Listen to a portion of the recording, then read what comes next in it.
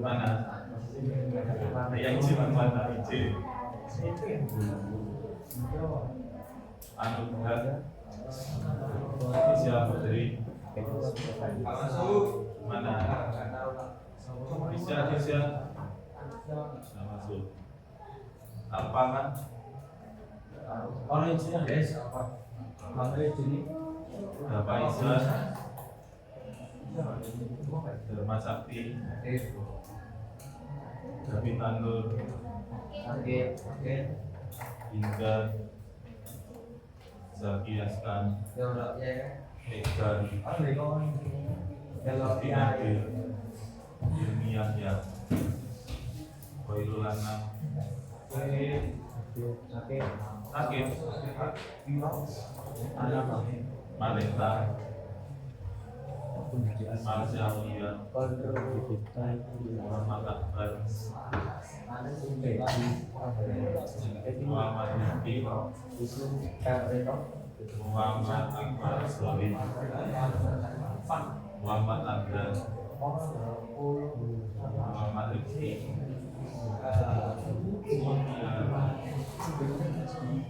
mana? Nabila, Naisa Kusyah, Nur Afisa, Okta Nawat.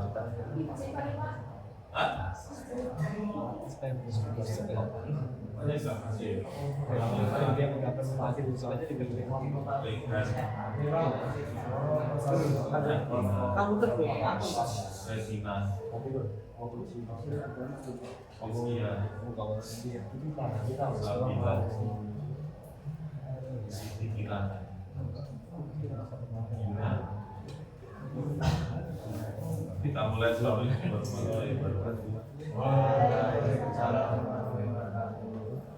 babnya ini bab 4 menjaga dan melestarikan tradisi kearifan lokal serta budaya dalam masyarakat global. Silakan ditulis lebih dahulu.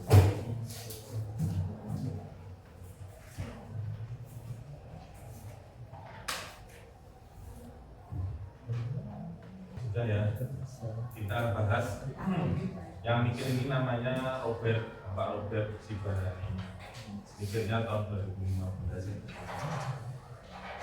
Yang pertama, tradisi merupakan kebiasaan. Yang namanya kebiasaan satu kali atau berulang kali? Berulang kali. Itu ciri-ciri utamanya. Jadi suatu hal dikatakan tradisi itu harus berulang kali, ada polanya.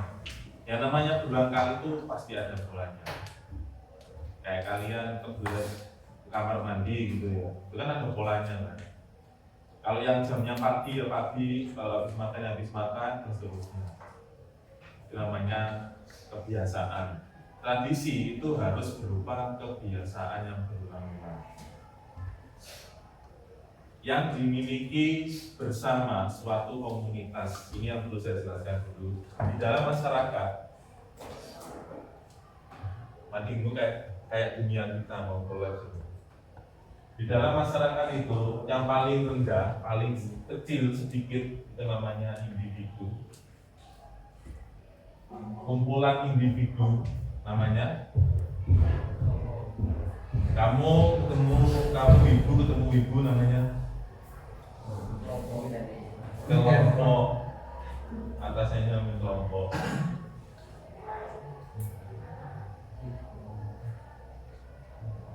Kelompok ketemu kelompok namanya komunitas. Bedanya komunitas sama kelompok apa? Kalau individu ya sudah satu-satu ya individu ketemu individu yang punya satu interest yang sama, itu namanya kelompok. Tapi ini namanya sub interest. Kalau kelompok ini ketemu kelompok lainnya yang hampir memiliki kesamaan, hampir ya. Contoh, kelompok ini sukanya matic vario, kelompok ini sukanya aerok, ketemu dan jadi sebuah komunitas. Ya, masih ada sebuah kemiripan dalam komunitas itu, cuman dengan skala yang lebih besar lagi. Di atas komunitas ini ada masyarakat.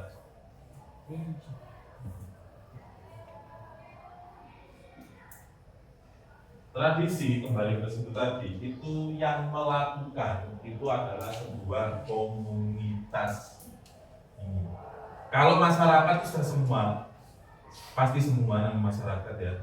Kalau komunitas itu adalah kumpulan kelompok-kelompok tadi. Kalau bilang jumlah, ini satu, ini biasanya sekitar 10, ini biasanya sekitar 100 atau bisa ribuan, ini semuanya. Tergantung daerah ya, karena kita hidup di Pulau Jawa jumlahnya jadi lebih banyak. Kalau di pulau luar Jawa itu cuma sedikit jumlah tadi. Kamu hidup di pulau mana gitu ya, yang agak nggak terpencil banget sih, tapi agak terpencil, NTT gitu dulu. Nyari komunitas Korea-Koreaan jumlahnya sedikit. Tapi karena kita hidup di Pulau Jawa yang 92% Indo ada di sini, jumlahnya sangat banyak. Tradisi ini yang namanya kebiasaan itu pasti berlanjut, ya. Kita baca lagi, dalam tradisi terjadi keberlanjutan dari adat dan ungkapan verbal atau lisan yang dipraktekkan dalam masyarakat. Apa contoh tradisi?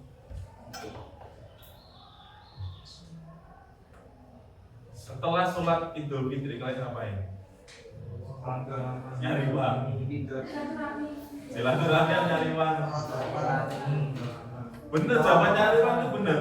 Hanya berlaku untuk anak-anak yang belum bekerja biasanya. Makanya saya bilang komunitas itu terbatas, tapi jumlahnya sudah banyak. Anak-anak yang nyari uang pas setelah Idul Fitri kan banyak kan, tidak cuma kalian aja. Dari balita, dari belum sadar sampai sudah hampir bekerja ya semua. Sebelum hari H-1 sebelum sholat Idul Fitri ngapain biasanya? Takbiran. Kamu takbiran keliling atau tidak keliling? Apakah ada yang keliling bawa bor? Ada ya. Ada yang keliling? Oke. Kamu sadar nggak ada masyarakat yang pasti akan keliling pas takbiran? Ada. Pasti ada kan? Makanya nanti di nomor 2 tradisi itu mengukuhkan identitas kelompok. Kalau ada yang takbiran bawa obor, kira-kira agamanya apa? Ada Hindunya atau tidak kira-kira?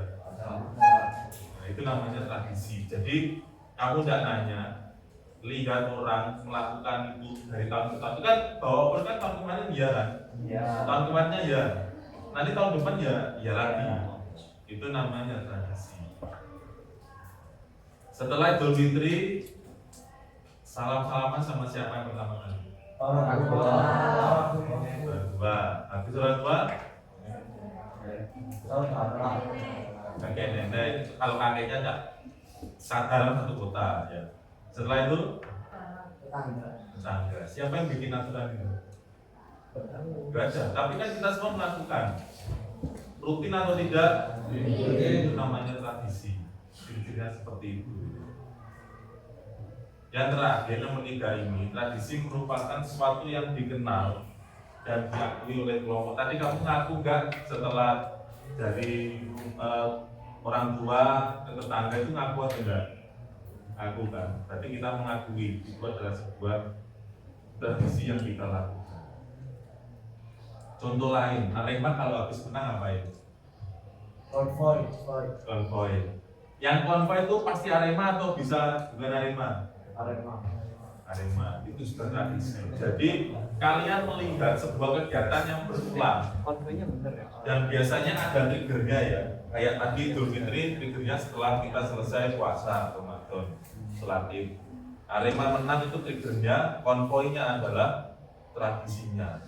Kalau kamu lihat orang muter-muter habis Arema menang, semua orang akan berpikir dia adalah Arema. Tidak mungkin boneka yang muter-muter. Itu tradisi seperti itu. Apakah bandingan masuk tradisi? Apakah rutin? Tidak, ya kan. Bandingan tidak rutin. Kemudian apakah semua orang mengakui dia ikut bandingan? Nah, berarti bukan. Next, setuju. Berikutnya yang kearifan lokal.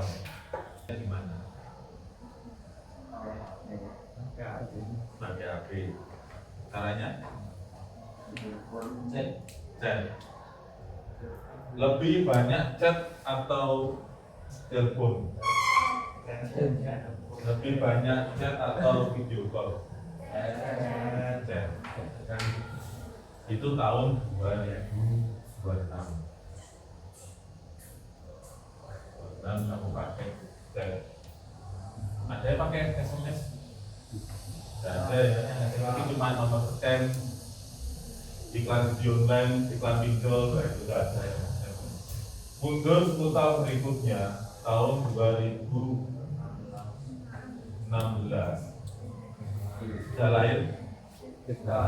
Orang-orang pakai apa komunikasinya? Tapi mendol. Kamu terlalu kerjakan tahun 2016 ini. Sama ini masih chatting ini. Iya, ini masih chatting. Mundur lagi 2006. Pakai apa? Surat. Kira-kira aja lah. 2006 ini kalau kamu ngetik ya paket operator itu isinya adalah gratis 100 SMS. Di zaman ini kita masih pakai seriusan SMS. Di SMS itu ada limitnya satu kali kirim, nggak kayak kamu ngirim p gitu, enggak. Bangkrut nanti satu kali SMS itu zaman dulu 350.000 rupiah. Kalau sekarang dikonversi sekarang ya 350 rupiah itu sama dengan sekitar mungkin 3.000-an. 3.000 rupiah satu kali SMS. Makanya orang zaman dulu itu kalau ngetik alay semua. DM gitu, singkatnya itu kebangetan karena memang satu kali SMS itu cuma 300 karakter. Ya kayak gitu. Ini berguna 1996 pakai apa?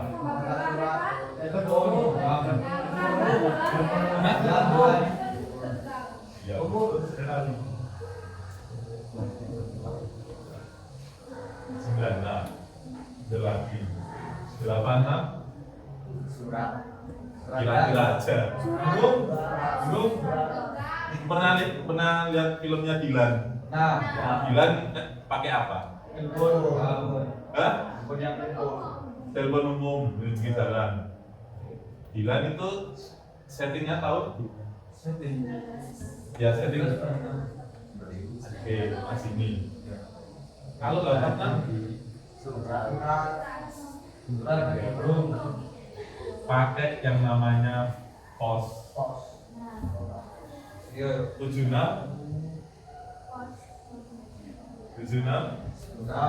masih pos. Entah sampai kapan awalnya pakai burung. Iya burung apa namanya? Merpati. Burung merpati itu begitu dia jatuh cinta pasangan itu abadi selamanya. Makanya simbol merpati itu dipakai untuk yang orang nikah, orang kasmaran. Karena memang seperti itu. Karena dia itu pasti mencari pasangannya orang zaman dulu dengan sengajanya memisahkan dua insan itu. Satu ditaruh di rumah, satunya dibawa ke tempat lain. Nah, dia kan pulang nanti nyari pasangannya kan, karena saking kangennya dititip di surat. Jadi seperti itu. Burung merpati itu kalau sudah nikah dia akan setia sampai mati, bukan kayak gitu. Jadi kalau dia pasangannya mati gitu ya, dia nggak mau dijodohkan dengan yang lain. Dan kalau dipisahkan jauh gitu ya, dia akan entah bagaimana caranya dia bisa kembali pulang menemui pasangan. Itu yang zaman dulu dieksploitasi, dijadikan kurir sultan. Baru tahu ceritanya seperti itu. Terus terusannya, karya itu adalah sebuah teknologi. Jadi dalam unsur budaya itu harus ada teknologi. Kalau kita lihat flashback lagi dari tahun ke tahun, komunikasi itu semakin mudah, bener ya? Udah semakin sulit. Ini semakin mudah. Bahkan di zaman sekarang ini untuk video call kamu tidak perlu lah, karena paketanmu sudah murah. Ini kalau mundur di sini sama-sama chat di 2016, nggak jarang yang berani video call. Satu, karena jaringannya masih 3G, lemot. Selain lemot, dia juga mahal. Makanya zaman ini orang pakai chat. Yang saya heran adalah zaman sekarang kita kenapa masih pakai chat. Padahal ini paketan sangat murah sekali. Kamu harus tahu di tahun ini paketan itu per 1 giga. Sekarang kan tidak ada kan barang yang paket paling yang langsung 50.000 dapat 20. Dulu kita di zaman ini 1 giga itu bertahan 1 bulan. Ya, kan? Itu kamu lihat drakor langsung bersalam. Di zaman ini orang itu masih kebarat untuk memindah film drama terus ada sih, mindah drakor itu pakai flash disk, pakai hard disk karena nggak mampu download. Sama sekarang nggak download sini langsung tanpa di sini. Itu ya, budaya itu ada unsur teknologinya. Tujuannya pasti untuk kepentingan masyarakat supaya komunikasi lebih mudah, supaya hidup lebih mudah. Yang kedua harus ada rasa terkait dengan nilai-nilai sosial yang diperlukan untuk mengatur masalah masyarakat. Ada yang pernah main Age of Empires? Leluhurnya COC? Ya pokoknya game yang membangun peradaban dari nol. Kalau kamu pernah main game-game kayak gitu, kamu akan sadar setiap peradaban itu membutuhkan teknologi untuk memudahkan. Itu nomor 1. Yang kedua adalah membutuhkan aturan dalam berkomunikasi. Benar ya? Kalau di dalam masyarakat ada aturan berkomunikasinya jadi ruwet. Contoh yang terjadi di Amerika, kamu panggil bapakmu itu langsung nama orangnya. Ya, contoh namanya John, itu langsung John. John, mana lah John? Biasanya kayak gitu. Itu anaknya manggil bapaknya, anaknya cucu manggil ayah ya.